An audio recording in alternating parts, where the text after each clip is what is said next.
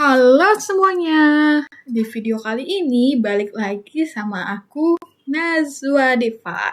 Nah, kali ini aku akan membahas mengenai virtual memory. Mungkin kalian sudah pernah mendengar atau bahkan belum pernah sama sekali mendengar virtual memory. Nah, apa sih itu virtual memory?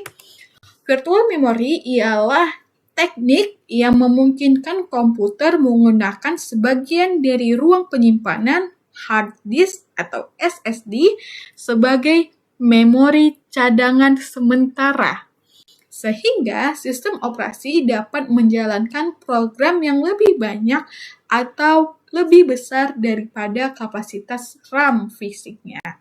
Nah, virtual memory ini dia menggunakan ruang penyimpanan hard disk atau SSD sebagai memori cadangan sementara. Nah, gimana sih cara kerja virtual memory ini? Cara kerjanya itu ada 4. Permintaan memori, RAM penuh, pegging out, dan pegging in. Nah, virtual memory ini terjadi karena memori itu udah penuh, udah tidak bisa menerima perintah lagi. Kita langsung masuk saja ke case-nya, biar kalian tahu cara kerja dari virtual memory ini bagaimana. Yang pertama itu ada permintaan memori. Contoh case-nya seperti ini, teman-teman. Misalnya kalian membuka banyak software dan banyak membuka tab browser. Software-nya itu yang kalian buka misalnya CorelDRAW, Word, Adobe, dan banyak membuka tab-tab browser hingga 15 browser atau lebih. Nah, sedangkan memori kalian hanya 4 GB. Selanjutnya, dari banyaknya tab browser dan software yang kalian buka, kalian mau menjalankan satu perintah nih, yaitu membuka Excel. Nah, membuka Excel inilah yang namanya permintaan memori. Mana nih ruang kosong dari memori untuk saya membuka Excel? Itu dikatakan permintaan memori. Yang kedua, RAM penuh. Sistem itu mendeteksi bahwasannya RAM memori kalian ini sudah tidak dapat menerima perintah. Maka dilakukanlah cara kerja yang ketiga, yaitu pegging out.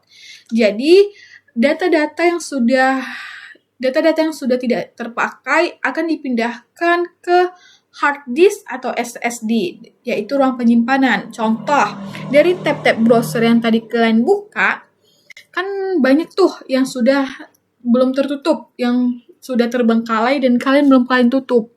Nah, tab browser inilah datanya akan dipindah ke hard disk atau SSD di ruang penyimpanan, atau bisa dikatakan swipe file. Itu udah masuk ke cara kerja keempat, yaitu pegging in, memasukkan data tab browser atau data yang sudah tidak terpakai di hard disk atau SSD, yang bisa dikatakan swipe file. Swipe file itulah virtual memory. Nah, kalau kita mau, maaf teman-teman, kalau kita mau mengambil atau mengklik tab tersebut yang sudah dipindahkan tadi atau yang kita membuka kembali, sistem akan mengambil data di ruang penyimpanan lalu ke memori.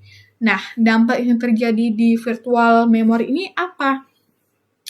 Ya, kalau sudah memorinya sudah tidak dapat lagi menampung perintah, ya dia bisa nge-crash. Memprosesnya lama banget kalau kita membuka tab lainnya. Misalnya kita mau pindah dari Word ke Excel, itu tuh lama banget prosesnya. Atau karena saking banyaknya perintah dan saking banyaknya kita membuka tab-tab, ya salah satunya deadlock.